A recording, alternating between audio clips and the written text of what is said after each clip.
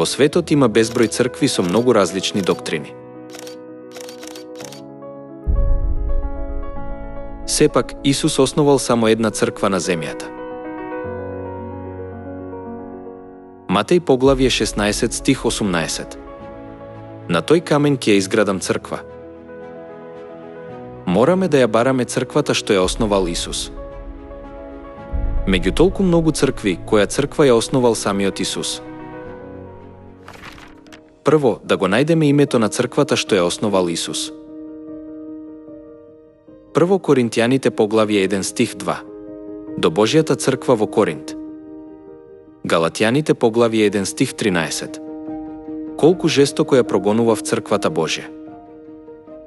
Името на црквата што ја основал Исус и што ја посетувале апостолите пред 2000 години било Божја црква. Тогаш, дали самото име Божја црква докажува дека е основана од Исус? Не. Вториот услов е дека Божјата црква мора да биде основана со крвта на Исус. Дела поглавје 20, стих 28. Пасете ја црквата Божја, која он ја придоби со својата крв. Бидејќи црквата е основана со крвта на Исус, Божјата црква мора да ја има крвта на Исус. Зошто Исус ја основал црквата со својата крв? Тоа е за простување на нашите гревови.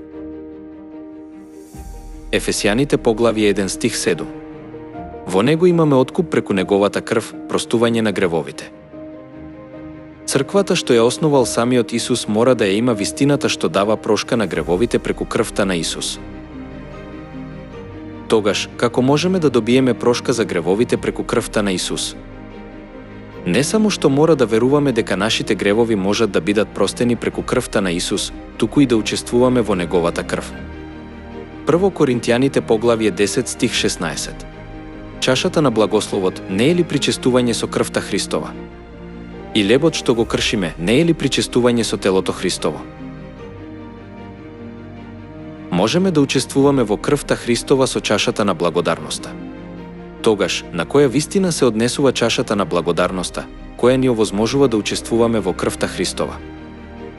Лука поглавје 22 стих 15. Многу сакав да ја јадам оваа пасха. Изеде леб, му заблагодари. Ова е моето тело кое се дава за вас. Оваа чаша е новиот завет во мојата крв, која се пролева за вас. Со празнувањето на пасхата на новиот завет, можеме да учествуваме во крвта на Исус и да добиеме прошка за гревовите. Црквата што самиот Исус ја основал и во која апостолите присуствувале е Божјата црква што ја празнува пасхата на новиот завет. Дојдете во Божјата црква и прославете ја пасхата на новиот завет и ќе добиете прошка за гревовите.